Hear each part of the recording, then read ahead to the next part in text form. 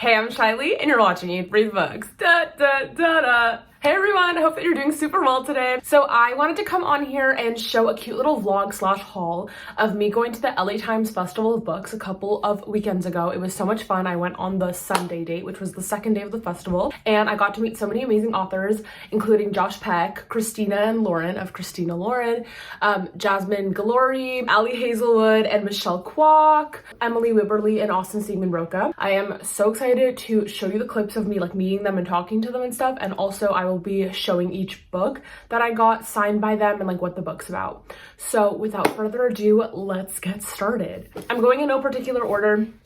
The first book I have here is The Roughest Draft by Emiy, Wibberly, and Siegmund-Broka. Fun fact, they are a married couple and they write together, which is so cute. This is the first adult novel and they have several YAs out as well. This one is about two huge literary stars, both authors basically, and they are on the outs right now, but they have to come together one last time and write a book together. They kind of want to just like get it out of the way, but it's hard because they had a relationship. And so I heard that this book actually is like sort of heart-wrenching in certain places.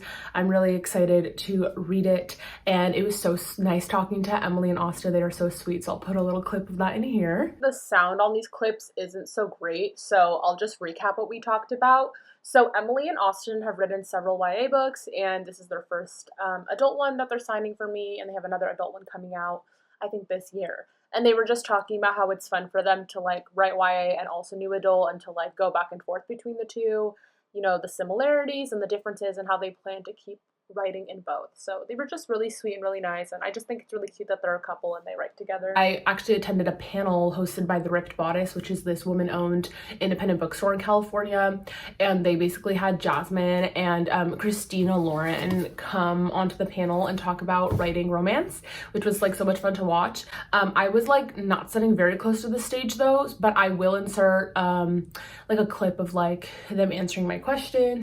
For those of you who don't know, I'm a writer, an aspiring author, and I have been querying, meaning I've been trying to get an agent. And so I just asked Jasmine, Christina, and Lauren for advice on, you know, what I should do and, you know, just ask for encouragement on how to keep going and whatnot. So they were talking about the importance of reading a lot, figuring out what you like in a story, what you don't like in a story, and they're just encouraging me to keep going. So I hope this advice helps anyone else out there who has a dream, whether it's to write or to do something else. Yeah, I just hope that was helpful. It was really nice to get to just hear what they have to say. A published author and an unpublished author is time. It's just where you meet them in that journey. And so you're already so far ahead, you're already doing so many things, and so you just have to keep going. Thank you. I appreciate it. This is the book that I got signed by Jasmine. Here is By the Book, and this is by Jasmine Guillory, and this is a Beauty and the Beast retelling new adult novel. And this one is about someone who loves to read as well, I believe. Oh, it's about a woman who is one of the few Black employees at her publishing house. She's overworked and underpaid. She's not sure if she should like speak up for herself and if she should continue to work in publishing. And then there's like this guy that she needs to work with. I think he's like a celebrity or something. I think he wants to write a memoir. I'm not positive. And this is the book that I got signed by Christina Lauren, and I bought these books from Skylight Books, which I believe is also an independent bookstore in LA. I think a lot of these are. So this is The Soulmate Equation. This is an adult novel. It's about a single mom who's a data and statistics wizard, and I think she starts to work at Genetic Ally, which is a new DNA-based matchmaking company that promises to change dating forever. So like trying to find a soulmate through data, which sounds pretty interesting to me. I'm sure that she's gonna learn a lot of lessons from that hypothesis of hers. But yes, this is the book that I got signed by them. Oh, should I be like showing the signatures? I mean, it's cute, you know, like it's really sweet because the authors like personalize some of the time. So, you know, they'll like write your name and stuff. If they'll ask you like how to spell it, or you'll write it on a sticky note, and they'll have like a cute like conversation and stuff. They're all really sweet and all like really took their time, which was so nice. The next one that I'm going to be talking about is The Love Hypothesis by Hazelwood. This is a new adult novel about a third-year PhD candidate who doesn't believe in lasting romantic relationships, but her best friend does. And her best friend convinces her to date, and I think she just like kisses the first person she sees, and it's actually a young hotshot professor. I had her actually give some advice to aspiring writers and whatnot. Roll the clip. Guys, this is Hazelwood, author of The Love Hypothesis. I'm very worried that I don't know what to say, but hi! Well, do you have any advice for us? I think just read a lot and make sure that you have a lot of like good friends to like commiserate with, because writing is such a lonely process sometimes. So just make sure that you have a good support network. That's my main writing advice. And next I talked to Michelle Quach, who wrote Not Here to Be Liked. This was one of my favorite reads of the year so far. It's so good. It's about an unlikable main character who believes she deserved the spot for editor-in-chief her senior year of high school, but it went to a guy. So it starts this whole like feminist conversation in their school, and she starts falling for the guy, which makes it tricky. But I too sometimes write characters who may be seen as unlikable or snobby and things like that, which I mean I think is totally fine. You know, the best stories are the ones where a protagonist has a misbelief in the beginning of the story, meaning they believe something about the world or themselves, and then they come to learn that that's not true. So I think that's fantastic. I talked a lot with Michelle about writing unlikable female protagonists and things like that, and she gave me a lot of good advice, as did Suzanne Park, who was sitting next to her, but I did not get a book signed by her. But oh, I did get a little bookmark from Suzanne, just advertising some of her novels. We need to talk about this next one. I met Josh Peck.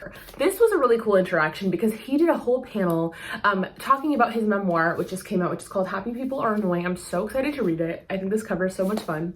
The reviews on the back are super funny. And man, it was just incredible getting to hear him talk about his story and all the things that he went through. And then afterward, I got the chance to ask him a question, and I asked him to elaborate on his love for Judaism because he's Jewish, I'm Jewish, and I just think it's really important to like be proud of who you are and to talk about it. So we had a whole rapport going, and he talked about it a lot, and I'll insert like a little clip here. What's your name? Hi, my name is Shaily. Hi. Nice to meet you. These are my friends Sharon and Leah. The three of us are actually Jewish, so we just celebrated Passover. Shout out, word up. Woo! Good stuff. Yeah. No bread for us, am I right? Right. Did you honor it? I didn't. You did? Yeah, we did. Show off. I had you in mind, it's okay. Thank you. So for us, it was super cool just growing up, getting to see you, like, be in these, shows that we love, these movies we love. Shout out to Max People's Big Movie. And see someone Jewish, be on TV and be like proud of who they are. We've noticed that you've always been open about like talking about how much you love it. I saw that video you recently did where you were sitting at the Seder and talking about like Judaism and keeping it in a briefcase. I actually like told my family about it, and we like loved the concept you shared. So I just want to say thank you so much for like being that kind of like Jewish person in entertainment and being proud of it. You've been like a good role model for us, and we appreciate it. And I just thought it'd be cool if you like shared something that you just like love about your Judaism that you still like take with you to this day. Any like idea or anything that you like practicing or anything of the sort. Thank you so much. I so appreciate that. What do I sharing about my Judaism? My bar mitzvah theme was Broadway. Yikes. I didn't pick it. My mom pushed it on me, like any good Jewish mother would.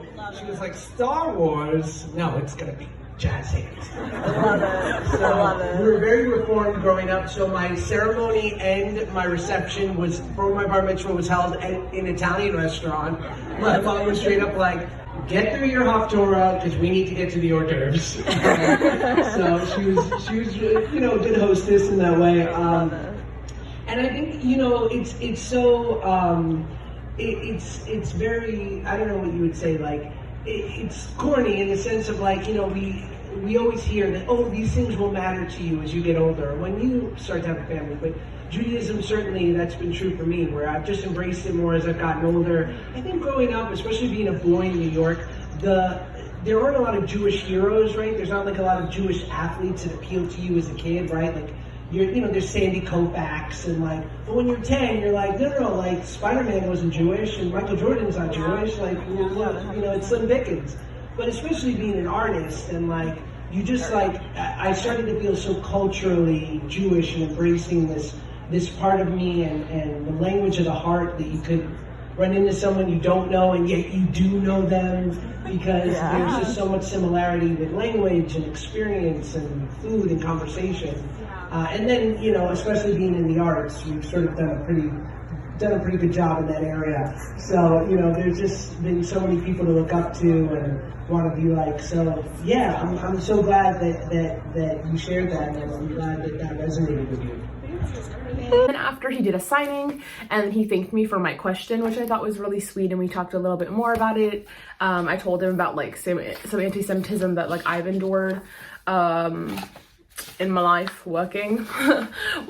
So he was like a really great listening ear, and it was just really sweet. So he signed that for me, and it was just really nice to meet him.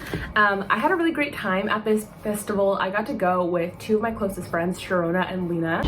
We just got finished watching Josh Peck on his panel with the LA Times. We're buying his book now. It's called Happy People Are Annoying, and we're gonna go to his signing. It was so good. I don't know. It was just like a great experience, and to listen to him and buy the book. Buy the book. And I had so much fun with them. Thank you so much to my friends for coming along with me. I really enjoyed it. Hey guys, this is my new friend. You want to introduce yourself? I'm Alan. I'm really excited. You're book hearing. I do. Oh my gosh, This is my 5th book getting signed today. oh wow, that's a lot. Worth time. Amazing. And I'm really grateful that I got to go. I'm thankful I live in LA and I get to go to events like these. Sorry, the clip got messed up, but thank you so much for watching. Stay tuned for more vlogs and other videos. Don't forget to like the video because it helps me out, and subscribe. Bye!